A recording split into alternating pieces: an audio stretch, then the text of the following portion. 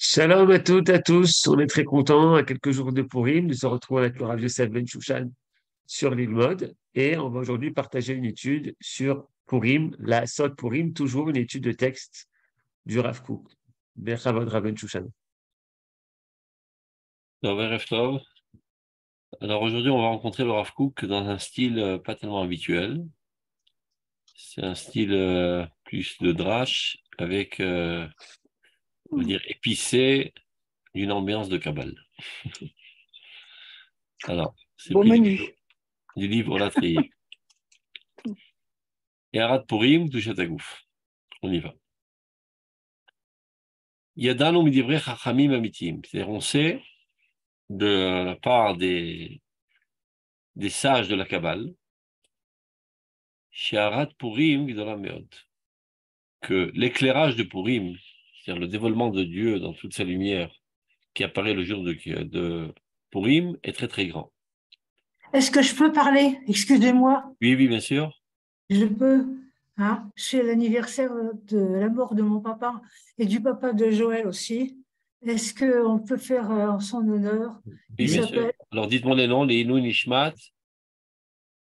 Arié, Arié, Léon, Arié, Ken, Léon, Grégory, Arié, Léon, Grégory, Ben, Ben, c'est la maman ou le papa? euh, la maman. Euh, la maman. Je me Ah, rappelle si vous pas. connaissez le papa, alors dites le papa, c'est pas grave.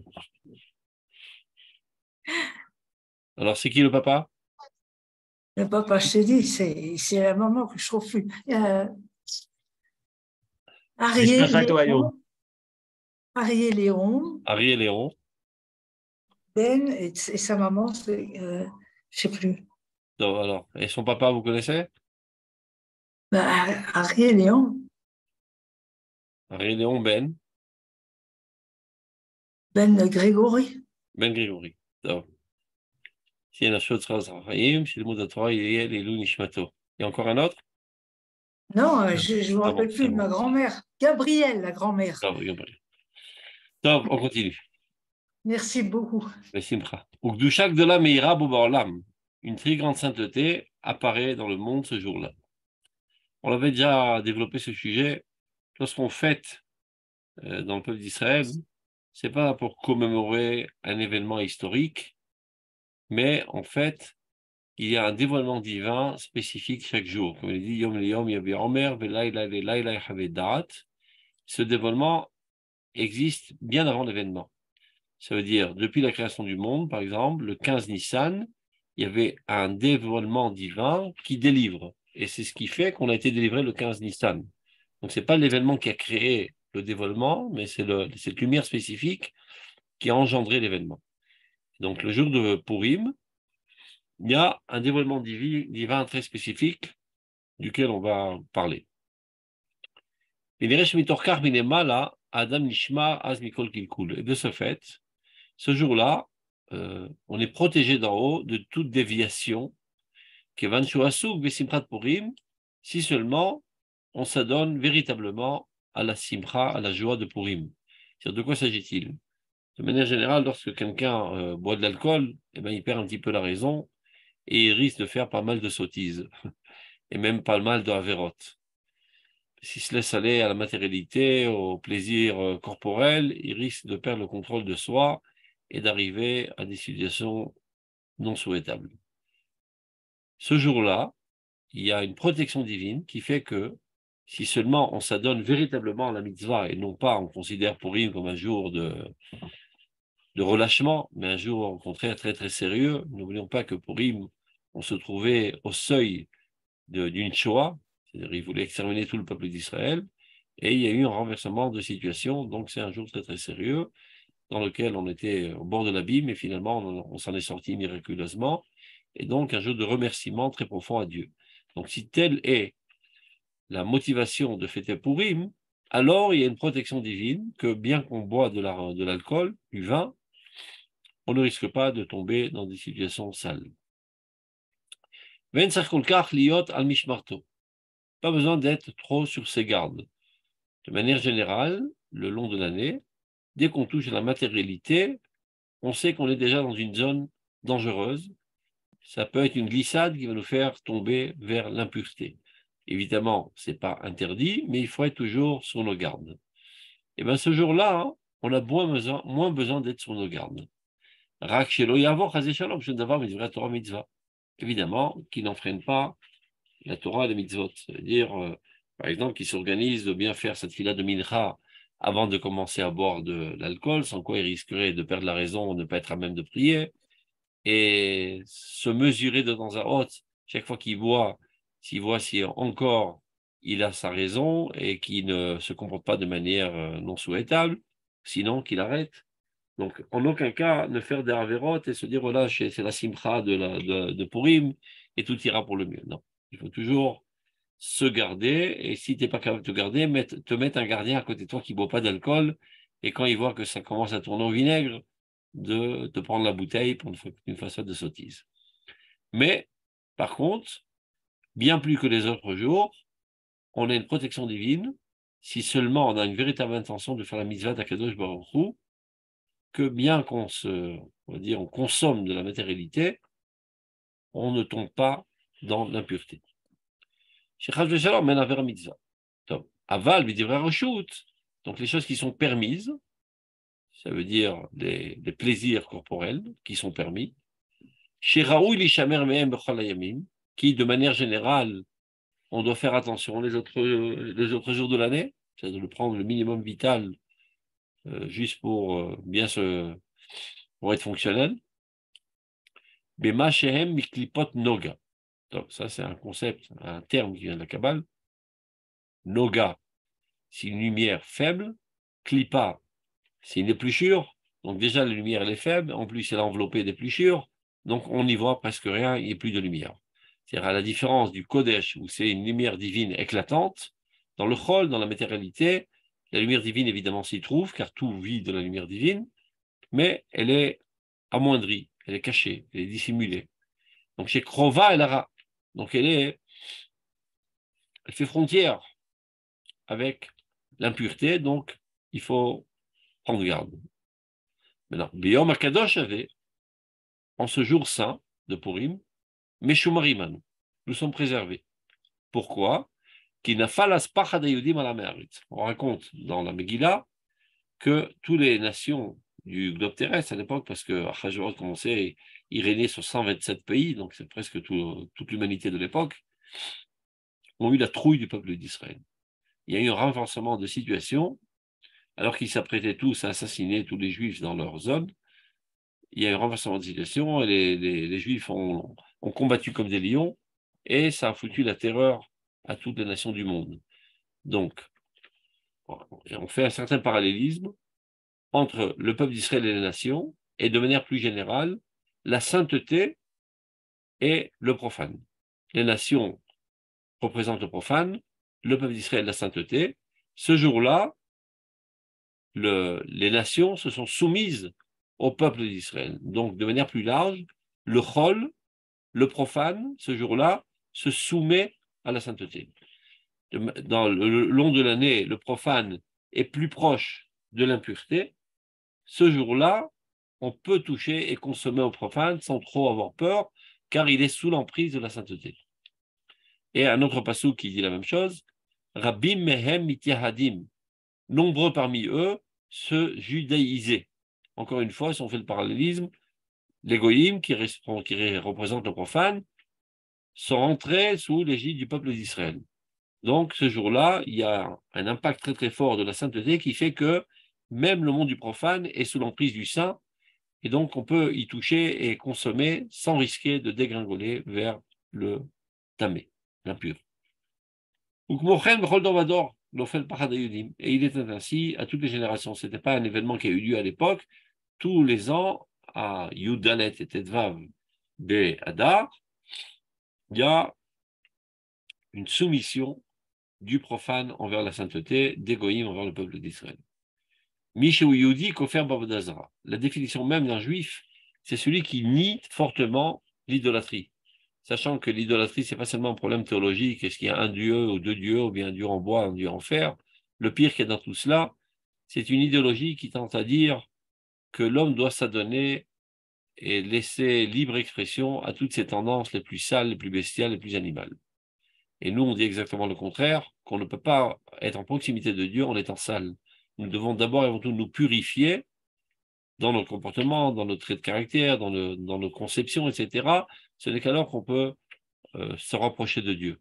Donc le peuple d'Israël est en guerre constante contre cette idéologie néfaste. Donc la définition même, si on peut dire la vocation même du peuple d'Israël, c'est de lutter contre la Vodazara. Et d'ailleurs, en entrant en Eretz Israël, on avait un ordre de détruire tous les hôtels d'Avodazara, etc. Umodé be'omonat el echad. Le peuple d'Israël, c'est celui qui reconnaît l'unicité de Dieu. Asher efezulato, et qui est exclusif. Al shorchehem shel ha'me'aretz ma'ala. Et donc, on a eu une emprise, non pas ici-bas dans ce monde, sur les nations, mais même dans la racine céleste des nations, car comme on le sait, chaque nation a un représentant spirituel dans le monde céleste. Et donc, ce jour-là de Purim, l'âme d'Israël, disons, a eu le dessus sur tous les représentants célestes, les anges qui représentent les autres nations, donc ils sont rentrés sous la soumission du peuple d'Israël, et de manière plus large, le chol, le profane, rentre sous l'emprise du Kodesh. V'yarou l'ishloach boyad, les fils de la cite, et donc ils ont craint à l'époque de porter atteinte à Israël et d'essayer même de le convaincre à faire le mal, etc. Qui mitzvah bin nasigba agune magna, car lorsque quelqu'un s'occupe de faire une mitzvah, il est protégé. Et donc, si on fait la mitzvah comme il se doit, les gens pensent que Purim, c'est le carnaval. Alors, il y en a qui font les clowns dans la rue, d'autres qui se saoulent la gueule, comme on dit. C'est pas du tout l'ambiance souhaitable de Purim. Purim, c'est un jour très, très sérieux, avec beaucoup de crainte de Dieu, beaucoup de joie, mais de joie, de pureté et de sainteté. Donc, celui qui s'adonne de cette manière à Purim, il sait qu'il est protégé, il peut se permettre de boire du vin sans risquer de tomber dans des situations non souhaitables. Comme on le sait, on raconte que celui qui boit du vin, il y a plusieurs étapes. Au début, il est comme un lion, après, il est comme un singe, et après, il est comme un porc. Au début, il ressent une certaine assurance, il est fort comme un lion. Après, il commence à faire des grimaces comme un singe, et après, il traîne dans sa vomi par terre comme un porc. Donc, en aucun cas n'arriver à cette situation. Et si on fête la fête de Purim dans cette intention pure de remercier Dieu, alors on peut boire du vin sans chuter à ces situations décadentes. Vine. Aera nimshechet beyom hakadosh ave. Maintenant, quelle est la lumière divine spécifique qu'il y a dans ce jour-là? Imamash mitzat kedushat haguf et israéli. Ça vient mettre en évidence la sainteté du corps d'Israël. On parle toujours de la sainteté de l'âme d'Israël, mais il s'avère qu'il y a une autre sainteté aussi au niveau du corps, du cli dans lequel l'âme entre. Lui aussi, il est saint. Parce qu'on ne peut pas envisager qu'une âme si sainte rentre dans un corps profane. Le contenant doit toujours être à la hauteur du contenu. Tu ne peux pas verser du café brûlant dans un petit verre en plastique qui risquerait de fondre. Donc, le contenant doit être solide. Il doit avoir les mêmes caractères que le contenu. Donc, si on a une âme spéciale qui est très, très sainte et très grande et très noble, eh ben, il s'avère que le corps aussi, il est au même niveau, si ce n'est plus.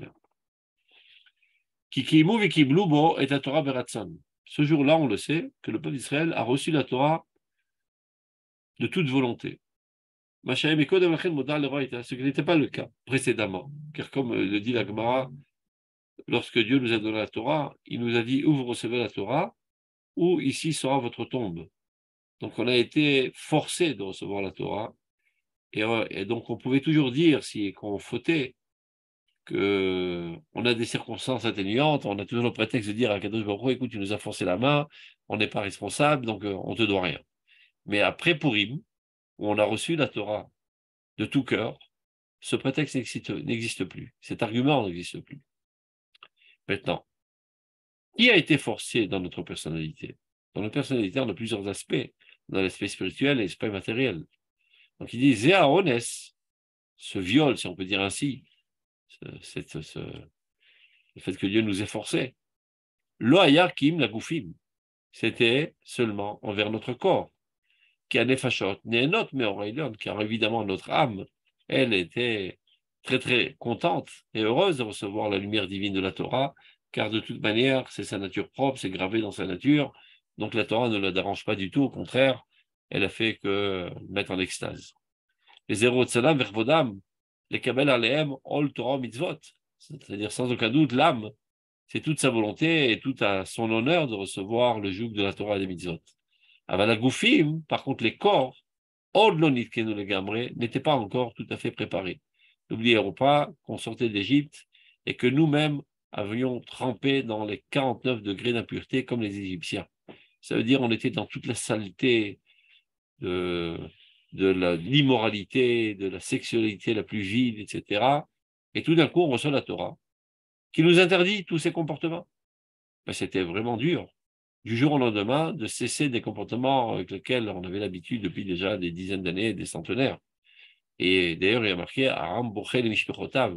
Le peuple a pleuré quand il a reçu la Torah, tellement il était accablé tout d'un coup d'ordres qui lui interdisaient énormément de profit et de plaisir corporel. Donc, celui qui a été agressé, si on peut dire ainsi, c'est le corps et pas l'âme. Le Kacher Aya Omnam, Kacher Shachala Farnafsham, lorsqu'à l'époque de Purim, on est arrivé à être terrorisé du décret qu'en un seul jour, tout le peuple d'Israël devait être assassiné. Aman Aracha, Aman Ara, ce sale Aman, Ratzalishlot Begoufam. Ce qui l'intéressait, ce n'était pas seulement de les déjudaïser du point de vue spirituel, mais exactement comme Hitler, de les griller, de les faire disparaître de la surface de la terre au niveau corporel. Donc au niveau du corps, on a eu la trouille, au niveau de notre conscience propre, pas au niveau de notre âme. Les Kacher, Aya, Hashem, Lahem, le Yeshua, et lorsque Dieu les a délivrés par tout le stratagème de Mordechai, Nivda Goufam, Bakochataraim, alors leur corps a été libéré de toutes les forces maléfiques. Donc même au niveau de notre conscience, de notre corps, nous n'avions qu'une seule volonté, de tout cœur, de se rapprocher de Dieu, même au niveau du corps. Et c'est ça le nouveau, on va dire, le chidouche de Purim, c'est que jusqu'alors, notre âme était enthousiasmée de l'accomplissement des mitzvot, mais notre corps en souffrait énormément. À partir de Purim, aussi bien notre âme que notre corps étaient en extase et devenus en extase de servir Dieu. Alken, Beyomze, la Datsalim Anusu. C'est la raison pour laquelle, en ce jour-là, les ombres que pourrait créer l'activité corporelle sont écartées. Vav ki becholim hashana ou keoved avodazara. Bien que tous les jours de l'année, on dit que celui qui se saoule est considéré comme un idolâtre. Et pourquoi? Car notre lien essentiel avec Dieu se fait par l'intermédiaire de l'intellect. Quelqu'un qui se saoule, il perd la raison. Et donc on peut dire en quelque sorte que n'ayant pas de raison, il est déconnecté de Dieu. Parce que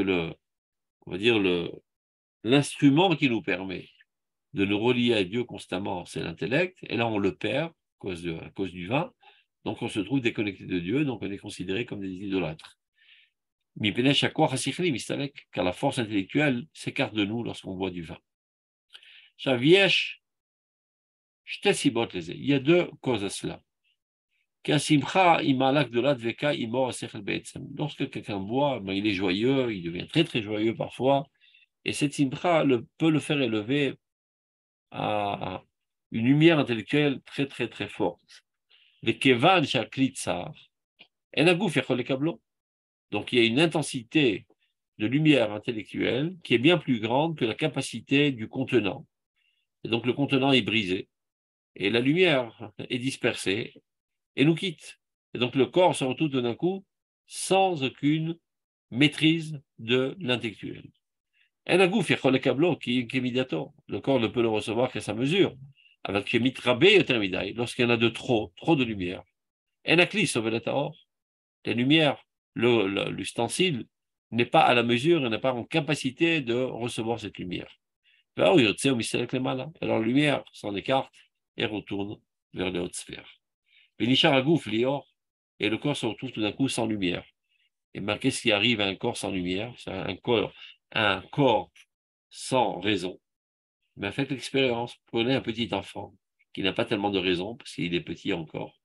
Mettez à côté de lui 50 tablettes de chocolat, et vous allez voir ce qu'il va faire. Il va tous les manger. Et il terminera après une crise de foie. Il n'a pas de raison. Le corps se laisse aller à ses plaisirs. C'est sucré, c'est bon, et on continue à manger. Donc le corps qui n'est pas maîtrisé par la raison, il s'autodétruit.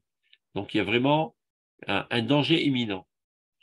Nishar un gouffre, lior, ou miyad, ou mesoukan, et donc il est dans une situation très dangereuse. Mais il est quand même Alan, qui ça le ouga, c'est comme, attends, c'est juste une métaphore qui est prise d'Agmara, c'est comme un endroit dans lequel on plante certaines plantes, mais il y a autour toutes sortes de parasites qui lui portent préjudice. Aval. Biomze, yeshkan tarteletivuta. En ce jour-là, il y a deux avantages. Chada, sheetzamakli mizukach. L'ustensile, c'est le corps, est purifié. Ou yachol ekabel or simchak de la velo batel. À tel point qu'il est capable de recevoir en lui la lumière de la joie très très grande, sans s'annuler, sans se briser.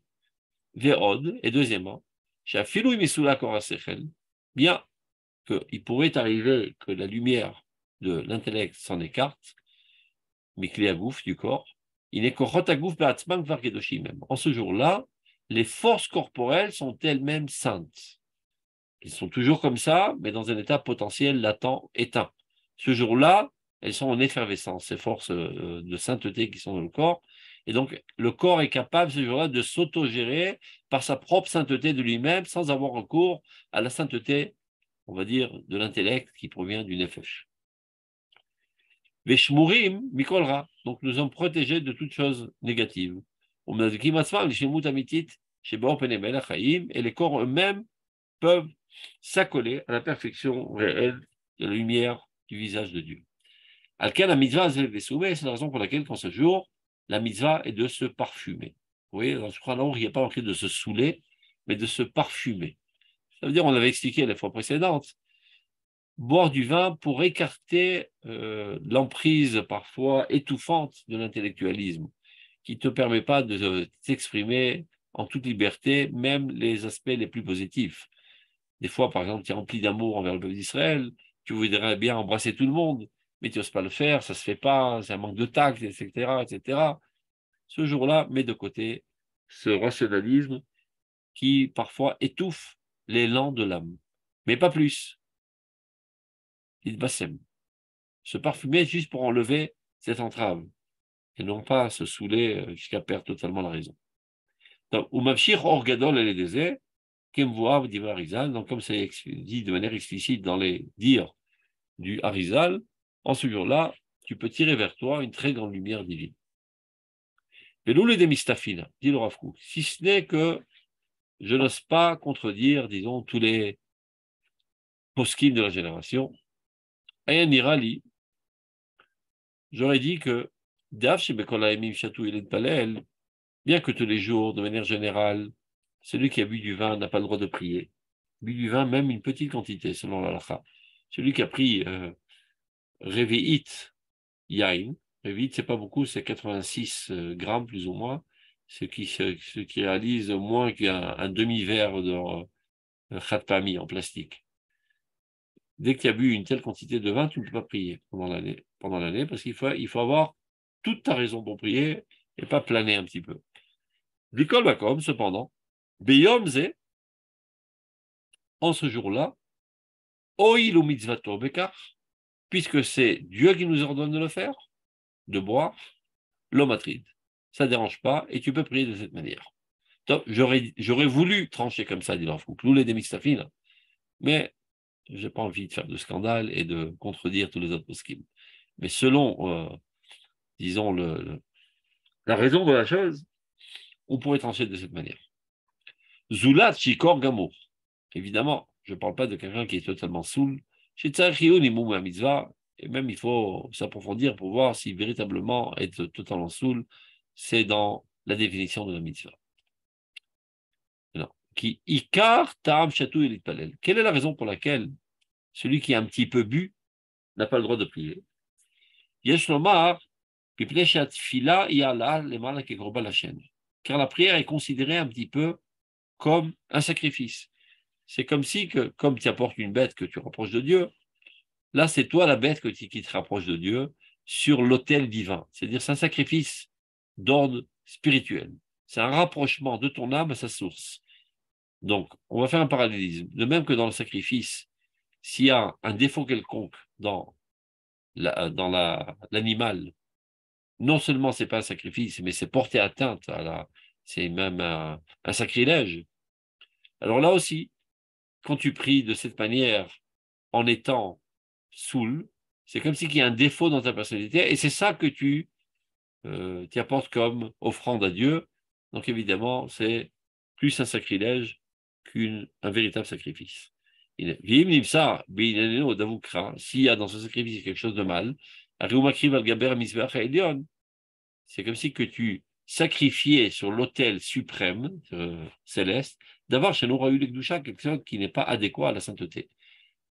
Donc c'est la raison pour laquelle, de manière générale, on ne doit pas prier quand on est un petit peu bu. Aval beyomze, par contre, en ce jour-là, c'est ce qu'on vient d'expliquer, que les forces corporelles elles-mêmes sont sanctifiées aux cieux. Et la lumière divine les enveloppe et repose sur lui, sur le corps. Et c'est probablement la raison pour laquelle Chachamim, lorsqu'ils ont instauré ce jour comme un jour de fête, ils n'ont pas interdit le travail comme Shabbat ou Yom Tov, c'est-à-dire les Lametet Melachot, les 39 travaux interdits. Pourquoi? Des cas Yom, car en ce jour-là, En Agashmi mitnagel la-Ruchani. Il n'y a pas d'antagonisme entre le matériel et le spirituel. Alken Bechol Yom Tov, tous les jours de fête comme Pessah, Shavuot, Sukkot, Shikar Tachlit Shel Kulam, Shei Mikra Kodesh, Litaneg al Hashem, dans lesquels la vocation essentielle est Mikra Kodesh, c'est-à-dire la lecture du Kodesh, c'est-à-dire une expression plutôt dans le monde de la spiritualité, et en cela avoir un plaisir de Dieu. C'est la raison pour laquelle tu ne peux pas avoir une occupation profane qui pourrait réaliser une certaine entrave à cette activité spirituelle les autres jours de fête. Car comme on le sait, les interdits des 39 travaux dans ce monde-ci sont en corrélation avec 39, on va dire, pas lumière, mais obscurité, on peut dire, dans le monde céleste. C'est-à-dire, tout ce qui est là n'est qu'une projection de ce qui se passe dans le monde céleste. Donc là-bas aussi, il y a la Metet Melachot, d'une manière évidemment différente que dans ce monde-ci, et c'est en corrélation avec elle. Le monde caché, le monde dans lequel la lumière n'apparaît pas. Donc le jour de la lumière, le jour de Yom Tov, tu ne dois pas avoir affaire à ces occupations. Machéen Ken Ayom, ce qui n'est pas de même aujourd'hui, le jour de Purim, chez Nefrak, là, les bracha, où il y a eu un renversement de situation, où la malédiction s'est transformée en bénédiction. Ça aurait dû être un jour dans lequel on aurait enterré des millions de juifs. Eh bien, ça a été exactement le contraire. Les juifs ont combattu comme des lions et ont enterré leurs ennemis. Donc, afilou asuk bemelacha, donc il y a eu une emprise du Kodesh sur le Chol. Donc, c'est ce qui caractérise la sainteté de Purim. Donc, aucun problème d'avoir une occupation même dans les travaux, parce que même les travaux s'élèvent au niveau de la sainteté en ce jour-là.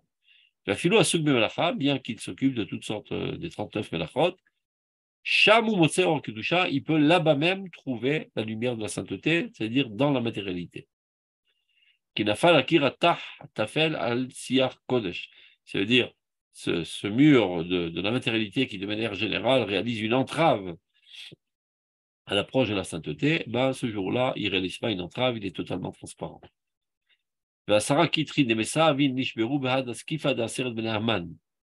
Lorsque nous avons pondu les 10 enfants d'Aman dans ce monde ici-bas, eh ben, en même temps, ça a détruit, on va dire, les 10 couronnes d'impureté qui sont dans le monde céleste. Car comme on le sait, tout ce qui se passe ici n'est qu'une projection de ce qui se passe là-bas. Donc, ce jour même, l'âme du peuple d'Israël a réussi dans le monde céleste à détruire totalement 10 sortes d'impuretés, de mal, de forces maléfiques, qui étaient représentées ici-bas par les 10 enfants d'Aman.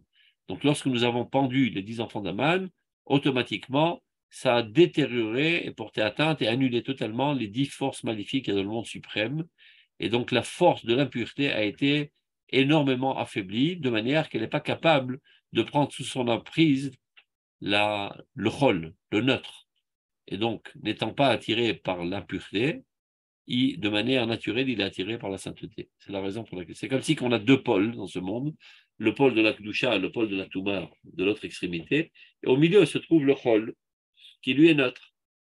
Et bien, toute l'année, ce neutre est plus attiré vers l'impureté, et c'est la raison pour laquelle il faut le consommer de manière très, très minutieuse et précautionneuse, faire attention de ne pas dégringoler dans la Touma.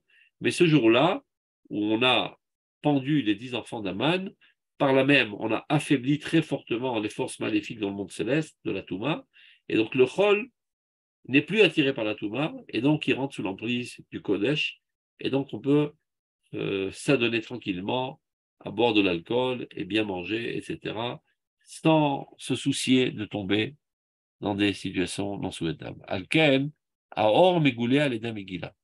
Ce jour-là, on lit la Megillah. Megillah, c'est Milachon et Galote, qui veut dire qui dévoile. Ça veut dire ce jour-là, on a la capacité de dévoiler la sainteté qui est cachée dans le chol, qui de manière générale, on n'y a pas accès, tellement elle est enveloppée et camouflée par de la matérialité. Ou bin bedvarim, vedat nafshech haninam.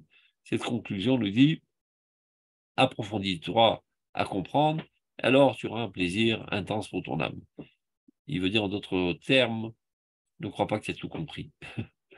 Tu t'es un petit peu parfumé de ce qui a été dit là, mais il faut s'approfondir énormément pour comprendre plus profondément ce qui a été dit dans ce texte. Très souvent, les Mekoubalim, ils concluent leurs écrits de cette manière, parce que quand on enseigne la Kabbale, on donne que des rémazim, c'est-à-dire des allusions. Et si toi, avec ces allusions, tu es capable de comprendre, tant mieux. Sinon, ça ne sert à rien d'expliquer, c'est-à-dire que tu n'es pas assez mûr pour le comprendre de toute manière. Donc, on te parle de manière allusionnaire, et toi, ça éveille en toi des compréhensions. Top. Après ce texte un petit peu compliqué dans son style, on va retourner au style qu'on connaît du Rav Kook, qui est bien plus clair, qui apparaît dans le livre de Roth, qui traite du même sujet de manière plus concise et plus claire. Alors, on commence d'abord dans Oroth Atria, paragraphe 46, même 20. Il dit la chose suivante. Keshem shenishmata adam, yoter elionam veter plimit me'alachim. On le sait très bien que l'âme de l'homme par excellence, c'est le peuple d'Israël. Atem kruim adam, venumoto kruim adam. C'est-à-dire ils sont aussi des hommes. Mais de fait, ils n'ont pas réussi encore à exprimer leur dimension humaine de manière optimale. Ils sont plus barbares et cruels, etc., plus ressemblants aux animaux. Donc, l'âme de l'homme est plus suprême et plus profonde que celle des anges. Toujours on pense, c'est un homme grand comme un ange. C'est pas tellement flattant. Parce que l'homme d'Israël est plus grand que l'ange. C'est vrai que, statistiquement parlant, la plupart des hommes n'ont pas réussi à exprimer leur dimension de manière la plus optimale, donc ils sont plus bas que les anges. Mais au niveau du potentiel, nos capacités sont bien plus hautes que celles des anges. Et Dafka mipnei gdulata, et donc, partant de cela, on comprend pourquoi que, à cause de sa grandeur, vu sa grandeur, Yarda ad letartit madriga, elle est descendue au plus bas de l'échelle. Qu'est-ce que ça veut dire? C'est-à-dire que l'âme de l'ange n'est pas à même de se mesurer à la complexité de ce monde. Si on la met dans ce monde, eh ben, elle perd la boussole.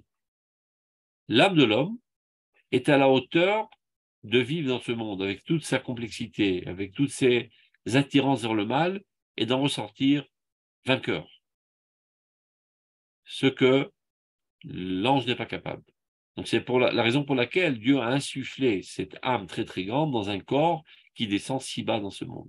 C'est comme pour dire, on n'envoie pas à une mission très très compliquée dans l'armée un petit soldat qui vient de commencer, mais un soldat d'élite. Donc, vivre dans ce monde, c'est vraiment une mission très très compliquée, de ne pas perdre la boussole et de garder sa pureté, son intégrité, sa sainteté, bien qu'on soit entouré de toutes sortes de facteurs qui tendent à nous faire dériver du bon chemin. Et Dieu sait parfaitement que l'âme de l'homme est à la mesure de combattre tous ces problèmes. Et c'est pour ça qu'il a intégré cette âme dans un... Ah, on ne vous entend plus. Ken, qui c'est qui pose une question? On ne vous entend plus très bien. Vous pouvez vous rapprocher du micro peut-être? Là, vous m'entendez mieux? C'est bon? Voilà, là c'est bon. Top, on continue. Merci. Ou Misham Ta'ale Berochosh Gadol. Après que l'âme est descendue dans ce monde, eh ben, elle remontera avec un patrimoine très très grand. Ve'atsum est très puissant. Ve'tarshir ta'olam kulo ima. Et elle rendra le monde entier apte à s'élever avec elle. Une fois que le peuple d'Israël a réussi, les Juifs, à descendre dans ce monde et réussir brillamment dans ce monde, de garder leur pureté, leur intégrité, leur noblesse, etc., ben, ça donne envie aux autres nations de les imiter. Et donc, et par là même, on fait avancer l'humanité entière. Si vous voulez, je donne une image pour que vous compreniez de quoi il s'agit. Supposons qu'il y a quelqu'un qui étudie la Torah à la Yeshiva toute la journée. Ben, il n'a pas tellement la possibilité de voler. Qu'est-ce qu'il veut qu'il vole? Une Gemara, un Chumash? Il n'a ni l'envie ni la possibilité de voler même. Mais s'il est dans le monde des affaires, c'est un commerçant, et ben à chaque instant, il peut voler.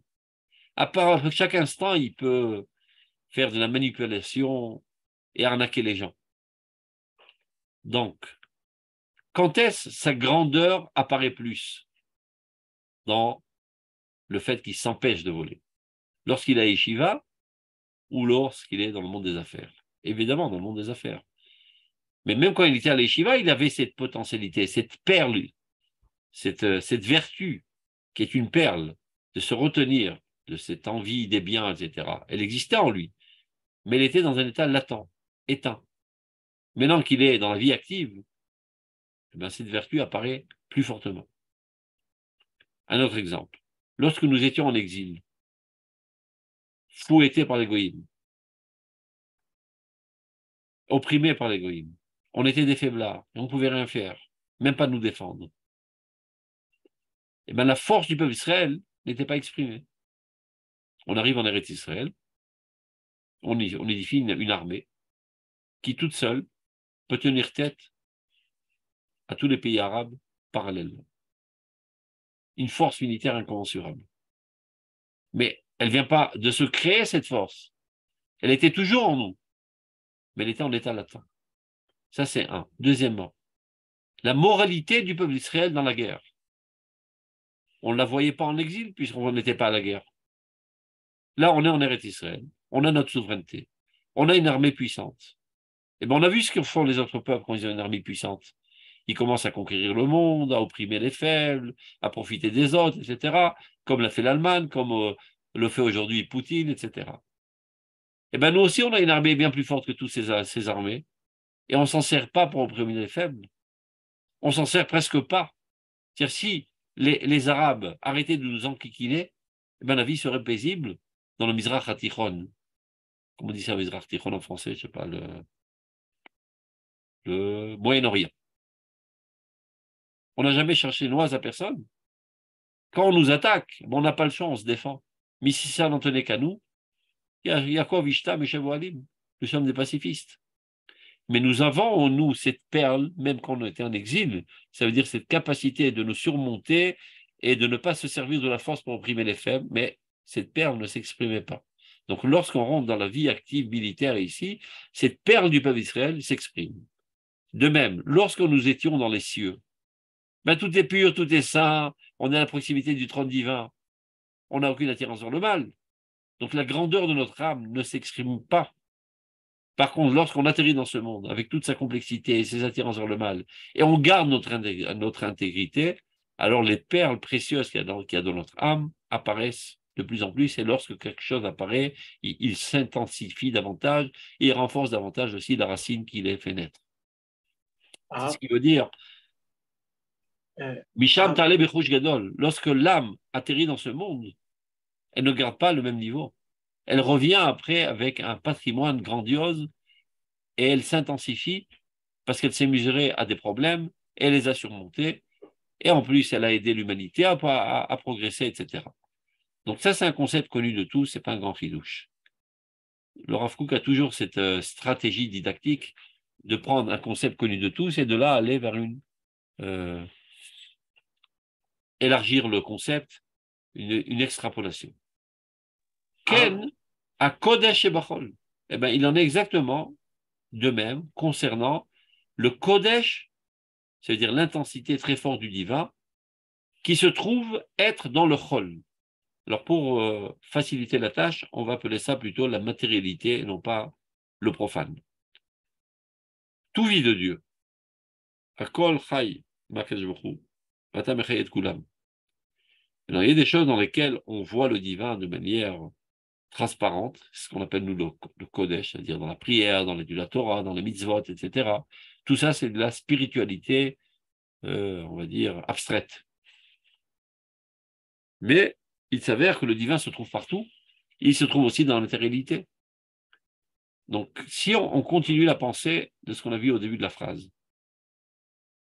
que plus l'âme est haute, c'est-à-dire plus la spiritualité, plus la sainteté est haute, plus elle est capable de se mesurer à des dimensions matérielles. Et c'est pour ça que Dieu a fait descendre l'âme d'Israël dans un corps et l'âme des anges reste dans les cieux. Eh bien, il en est exactement pareil concernant le matériel et le spirituel. Il y a plus de kedusha dans le matériel que dans le spirituel. Mais elle est camouflée, elle est ensevelie. On ne peut pas la voir. Donc, Ken Kodesh chez Bachol, le Kodesh qui se trouve dans le Chol, chez Yarad Ablider Koulin Komorim, qui a chuté dans le Chol le plus absolu. Yoter Nisga avec Kadosh, mais à Kodesh et Kodesh. Mais il s'avère qu'il est bien plus grand que le Kodesh qui est dans la spiritualité.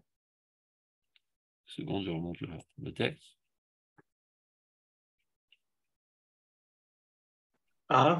Ken. À propos de ce que vous avez dit tout à l'heure, est-ce que ça veut dire que je dois maintenant aller dans une boîte de nuit à Tel Non, Aviv j'ai pas dit la Touma, j'ai dit le Chol. Boîte de nuit, c'est de la Touma. Dans ce cas-là, se mettre à Tel Aviv? Non, je parle du Chol. Ça veut dire travailler, manger, dormir, gagner de l'argent. C'est du Chol. Se balader avec des filles, c'est pas exactement du Chol, c'est de la Touma. Donc on parle du Chol. Les gens ressentent, subjectivement parlant, plus de sainteté lorsqu'ils prient que lorsqu'ils travaillent, ou lorsqu'ils mangent, ou lorsqu'ils dorment. C'est une sensation subjective. Mais il s'avère qu'en fait, que pour faire vivre la matérialité, cela nécessite une intensité bien plus grande, qui est capable de se mesurer à la matérialité. Et là, chez Mystère, il se cache énormément.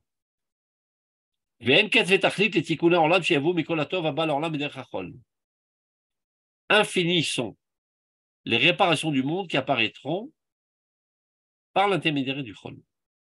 C'est-à-dire, le peuple d'Israël réparera le monde et l'amènera aux cimes les plus hautes de la sainteté, d'abord et avant tout, par l'intermédiaire du Chol. Ce sera notre dénominateur commun avec les goïms. Les goïms, ils savent c'est quoi la spiritualité, la morale. Mais ils savent c'est quoi la technologie, ils savent c'est quoi la puissance militaire, la puissance économique. Ça, ils s'y connaissent. Et voilà que ce peuple, qu'ils ont essayé d'assassiner, de faire disparaître de la surface de la terre, est bien enterré sous terre. Avec son audace, il creuse, il sort de sa tombe, il se remet sur ses pieds, et il commence à agir dans les domaines d'action d'Égoïm, et il devient expert en la matière, bien plus qu'eux. Il les dépasse, et ils en sont jaloux, mais ils n'ont pas le choix. On est aujourd'hui au top du top dans tous les domaines d'activité. En Chol. Et qui s'est fait ce Chol? Amakodesh. le peuple de Dieu, le peuple de la Bible, le peuple de la morale, le peuple de la sainteté, ça donne au chol, chol, chol, chol. Ça fait 70 ans qu'on est en Eretz Israël, même plus, 100 ans, 120 ans, 150 ans. L'accent essentiel est mis sur le chol. Alors que pendant 2000 ans, l'accent essentiel était mis sur le Kodesh. Qu'est-ce qu'a fait le peuple d'Israël pendant 2000 ans? Il a prié, il a étudié la Torah, il a développé ses vertus, il a rêvé du Messie, il a rêvé de la proximité de Dieu. Avec quel patrimoine on revient dans notre baluchon en Eretz Israël? Avec une bibliothèque. C'est ce qu'on a fait pendant 2000 ans d'exil. On ne revient pas avec des inventions technologiques, etc., à l'échelle nationale. Il se peut que ça et là, il y avait des juifs, mais qui n'ont pas fait ça en tant que juifs, mais en tant que citoyens français ou citoyens américains, au nom de la France et pour la gloire de la France, ou la gloire de l'Amérique, pas pour la gloire du peuple d'Israël. Par hasard, ils étaient juifs. Le peuple d'Israël, en tant que peuple, n'a pas mis les mains à la pâte et n'a eu aucune activité matérielle. Évidemment, chaque juif est allé au boulot tous les jours pour avoir son gagne-pain, mais jamais on a vu à ça un idéal. On faisait ça par manque de choix pour survivre. Donc le minimum possible, avoir de quoi manger pour vite retourner à l'étude de la Torah. Et voilà qu'il y a un renversement de situation depuis environ 100 ans. Le peuple d'Israël en grande masse revient en Eretz Israël, et voilà qu'il laisse tomber la sainteté qu'on connaissait. Il s'adonne totalement au développement des structures matérielles, et de manière brillante, impressionnante, qui rend jaloux toutes les nations du monde. Dit le Rav, détrompez-vous, ce n'est pas une chute. Regardez ce qui va se passer. Infinies sont les réparations du monde à l'échelle morale et matérielle. Chez Avo Mikolatov, qui viendront de tout le bien, qui provient du Chol. Chez Igale Virae Hodo Ve'adaro Le'et Ameushara, qui apparaîtra dans toute sa splendeur et toute sa beauté dans cette époque heureuse, l'époque messianique, que nous sommes en train de vivre depuis déjà une centaine d'années. Or, il n'y aura plus d'obscurité, or, on croira que tout sera obscur, la lumière apparaîtra. Donc, ça, c'est des concepts qu'il faut développer, on n'a pas le temps. Avant l'apparition de la lumière messianique, Shigale Bimera Biamenu, qui apparaîtra très prochainement, si Dieu veut, va s'éveiller la force du saint qui est camouflée dans le chol. Cette sainteté très puissante, qui était enterrée dans le chol et invisible, et latente et pas active pendant 2000 ans, voilà qu'elle va commencer à s'éveiller. Qui dans un premier temps, c'est-à-dire ce Kodesh, qui est le Kodesh le plus Elion, le Kodesh HaKodashim, va commencer à avoir une emprise dans ce monde, d'abord et avant tout, par son habillement, par son camouflage, qui est le Chol. Et donc le peuple d'Israël va s'adonner très fortement au Chol, et c'est comme ça qu'il va commencer à réactiver le Kodesh HaKodashim qui se cache derrière ce Chol. Et il est dit dans le Zohar, Akol idabru belishna de inish, velo belishna de kul shaverichu. Tous parleront dans un langage humain et non pas dans un langage divin. Jusqu'à présent, les Juifs ils disaient Bezrat Hashem, Imirtse Hashem, B'siyata Dishmaya, etc. Et on parle de Torah, et de Teilim, et de Gemara, etc. Maintenant, on parle de technologie, d'informatique, d'agriculture, de forces militaires. C'est ce qui se dit, c'est ce qui se parle essentiellement dans le peuple d'Israël ces 100 dernières années. Ce n'était pas le langage tenu dans la bouche des Juifs pendant 2000 ans. Et maintenant, c'est le langage essentiel. Et nous sommes des fortiches en la matière. Les startups d'Israël dépassent tous les startups du monde. L'agriculture d'Israël dépasse toute l'agriculture du monde. La force militaire, dans leur stratégie de combat, dépasse toutes les forces militaires de toute l'humanité.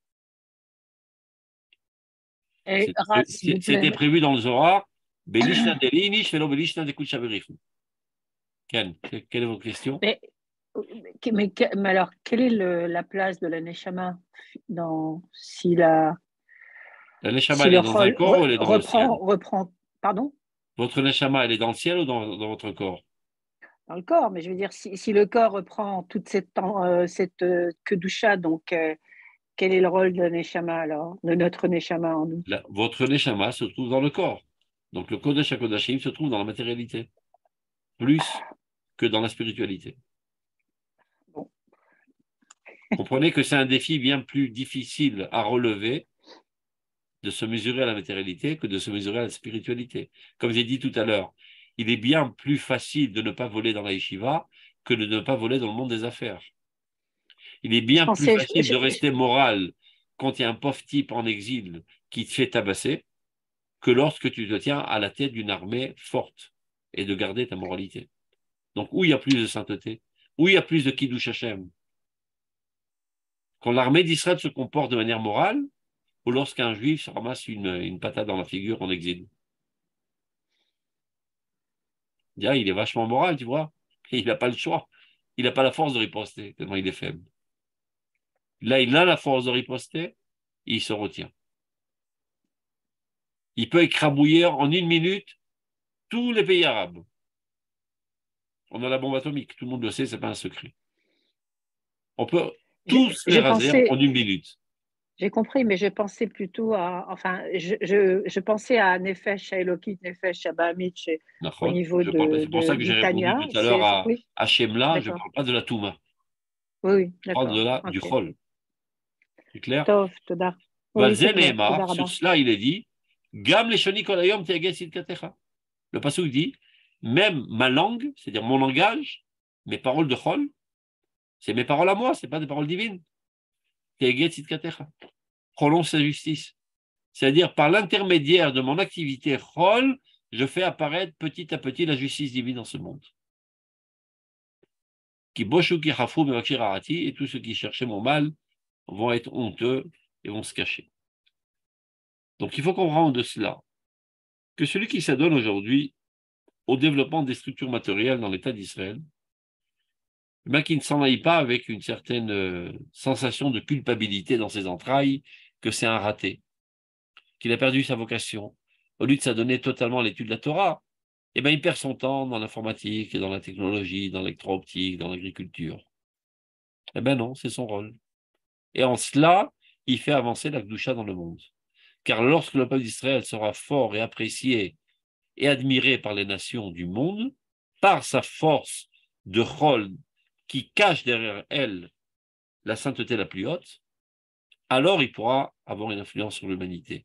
Parce qu'un pauvre malheureux qui fait la queue pour entrer dans les chambres à gaz n'a pas tellement d'impact sur l'humanité. Qui veut écouter un message de quelqu'un si raté à leurs yeux? Là-bas aussi, il y avait du Kiddush Hashem, évidemment. Mais c'est du Kiddush Hashem dans une atmosphère macro de Chilul Hashem, où le peuple d'Israël est piétiné par les goïms. Là, on peut faire du Kiddush Hashem dans du Kiddush Hashem. Toute notre existence dans l'État d'Israël, c'est un Kiddush Hashem macro-mondial, macro-universel. Tout le monde nous regarde en ayant bouche bée. Comment ce peuple, qui était de la cendre à Auschwitz, se remet sur ses pieds avec courage et témérité, et gravit les échelons, et nous dépasse à tous, et aujourd'hui se tient au centre d'intérêt de l'humanité entière. Tout ce qui bouge ici, il faut que tout le monde se mêle. Est-ce qu'on doit faire une révolution du système juridique en Israël? L'ambassadeur d'Amérique a son mot à dire, et le président de la France a son mot à dire, mais qu'est-ce que vous mêlez des affaires qui ne sont pas les autres? Tout le monde doit se mêler. Parce que tout le monde comprend que ce qui se passe ici, c'est le centre cardiaque de l'univers entier. Donc, à juste titre, ils se mêlent. C'est vrai que c'est de l'audace de leur part, mais leur subconscient collectif ressent que ce qui va se faire ici aura une influence universelle, et c'est ça ce qui les amène à se mêler. C'est un ressenti. Ils ne sont pas encore à un niveau de conscience pour le comprendre, mais c'est un ressenti. Donc, il nous reste encore 5 minutes, on peut faire encore une petite pisca. Est-ce que je pourrais vous demander quelque chose? Oui. Est-ce qu'on ne dit pas qu'il y a d'abord Mashiach Ben Yosef? C'est ça, Mashiach Ben Yosef. Et après, c'est exactement ça, Mashiach Ben Yosef. Oui, c'est bien ce dont vous venez de parler. Et on dit qu'après, il y a Mashiach Ben David, où la spiritualité prend le dessus. Une fois que une fois qu'on sera admiré par l'égoïsme, par notre force matérielle, ils seront prêts à écouter notre message spirituel. Mais il s'avère qu'il faut avoir une force très très grande. Je vais donner une explication très simple. Il y a un article du Rav Kook dans le livre Amaré Ariya qui s'appelle Tzion Verushalayim, dans lequel il explique qu'en fait, ces deux termes relatent deux existences différentes. Yerushalayim, c'est le Beth Amikdash, et Tzion, c'est la ville. C'est-à-dire Yerushalayim, c'est la spiritualité, et Tzion, c'est la matérialité. Et pour ainsi dire, donner une légitimité au sionisme qui, essentiellement, s'adonne au développement des structures matérielles. Et voilà qu'à son époque, il y a même Ekoubal qui lui dit, mais monsieur le Rav Kook, moi, dans mon étude de la Torah de la Kabbale, ben, j'ai compris autre chose parce que j'ai vu que Nekudat Sion Aplimit, c'est un niveau très, très, très élevé, plus que Jérusalem. Et il dit, ben, justement, comme Sion est plus élevé que Yerushalayim, dans le monde céleste, donc elle a plus de force, et donc elle est capable de se mesurer à la matérialité. Donc Sion fait vivre la ville. Yerushalayim, qui est plus bas dans le monde céleste, ne peut faire vivre que le Beth Amikdash. C'est un défi moins compliqué. C'est comme un miroir. Plus c'est haut, plus c'est profond dans le miroir. Vous mettez un miroir comme ça vers le ciel. Donc plus les objets sont loin du miroir en haut, plus ils ont l'air profondément dans le miroir. C'est symétriquement contraire, si on peut dire. Alors, Gedolait Viaten ou Goufanit. Notre exigence corporelle est très très grande. C'est-à-dire nous exigeons le développement de notre corps. Gouf Bari nous avons besoin d'un corps très très fort, très sain, S-A-I-N. Itasak Noir B Benafiout. Nous nous sommes adonnés énormément à la spiritualité. Shachachnu et Kedushat Hagouf. Nous avons totalement oublié la sainteté du corps. Zanachnu et Abriout et Vagvura Goufanit. Nous avons mis de côté la santé et la force corporelle. Nous avons même développé un certain dédain envers cette dimension corporelle. À tel point que lorsqu'on voyait quelqu'un qui faisait des muscles dans un marron kosher, on soupçonnait qu'il n'était pas assez crénonieux. Nous avons oublié que nous avons une chair sainte. Pas moins que nous avons un esprit saint. Nous avons totalement abandonné la vie active. Ça veut dire essence, l'éclaircissement des sens. On a même développé une hantise envers les sens. C'est une honte qu'on ait un sens. Tu prends plaisir quand on te caresse, quand tu as un chat. C'est une honte. Et tout lien avec la On vous entend plus. corporelle la plus sensuelle. Oui, madame. Vous m'entendez? Oui, Oui, non, vous étiez éloigné du micro. C'est bizarre, hein? Top. Mi pene, ira, nefula. Et tout cela à cause d'une crainte qui a chuté. Ce n'est pas une crainte de Dieu, c'est tout simplement une crainte, une phobie qu'on a développée. On a peur de se mesurer à la matérialité. Par un manque de croyance dans la sainteté de la terre. Alors que la Gemara a dit Emunat, le mot Emuna vient en corrélation avec le chapitre dans la Gemara, le tome de la Gemara qui s'appelle Zraïm, qui est l'agriculture. Chez Ma'amin, Olamim, Vezoria. Si tu crois véritablement à la vie éternelle, alors tu ensemences. C'est comme si je te dis tu as confiance en cette société? Oui. Tu es prêt à acheter des actions? Non. Donc ça prouve que tu n'as pas confiance. Si tu as véritablement confiance en ce monde, qu'un jour il arrivera un monde meilleur qui s'appelle Olam Haba, alors investis, développe-le. Donc plus tu es croyant en Olam Haba, plus tu investis à développer sur Olam Hazé, car ton développement et ton investissement dans Olam Hazé, c'est ça qui amènera l'humanité à Olam Haba.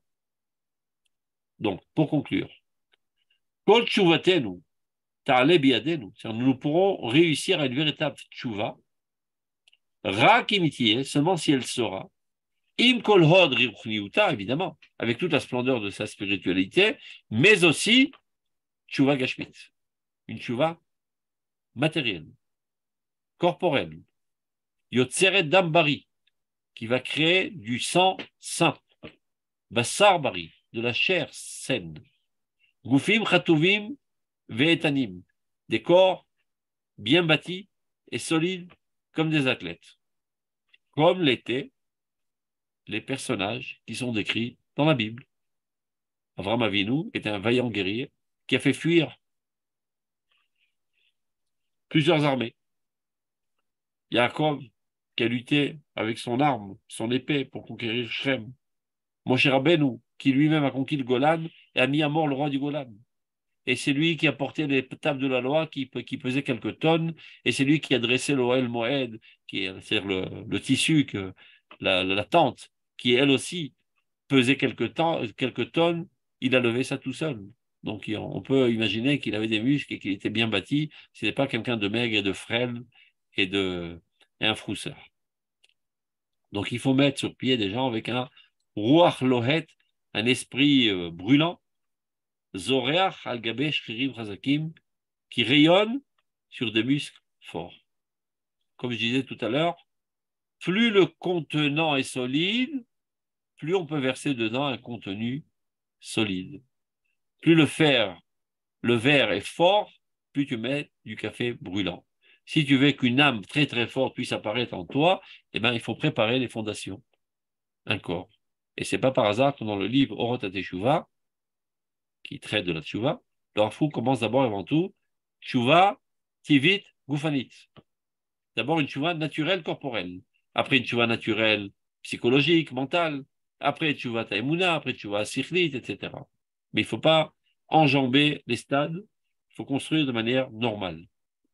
Ou Bigvurat Abassar Amekudash, lorsque nous renforcerons la chair sainte du peuple d'Israël, c'est-à-dire mettre sur pied des enfants saints de corps, forts, audacieux, etc. Alors rayonnera l'âme qui a été affaiblie pendant 2000 ans d'exil, à tel point qu'on pourra retrouver la prophétie. Qui est la névoie Hala, Elal, Chacham, Gibor et Achir. La névoie, pour qu'elle puisse apparaître, elle doit reposer sur quelqu'un qui est d'abord tout intelligent, et donc intelligent dans tous les domaines de l'intelligence et même du chol. Gibor, quelqu'un de puissant, de courageux, et Achir, qui est riche. Pas besoin d'avoir des milliards, mais au moins qu'il ne vive pas de mendicité, que ce ne soit pas un pauvre type qui dépend des autres, qu'il ait son indépendance économique.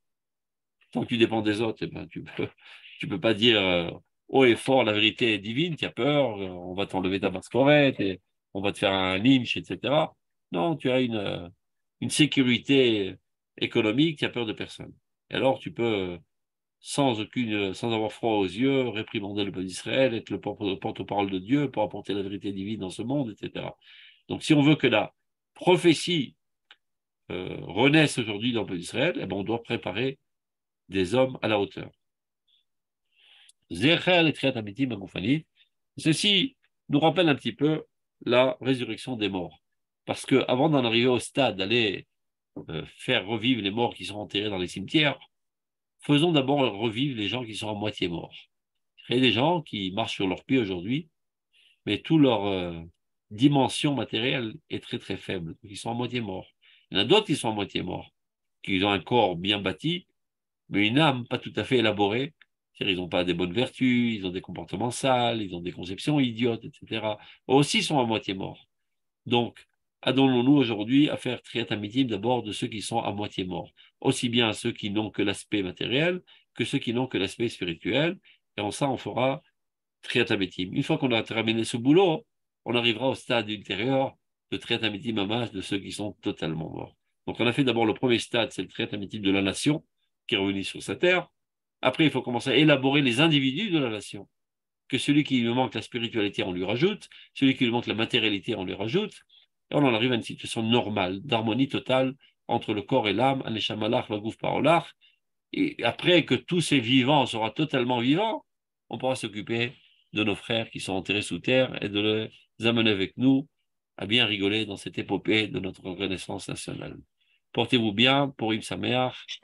Shabbat Shalom, Purim Sameach, Rav, Toda Rabba. La semaine prochaine, après notre vin, en espérant d'avoir retrouvé nos esprits. Merci. Toda. Shalom, shalom. Merci Shabbat beaucoup. Shalom, Purim Sameach. Purim Sameach.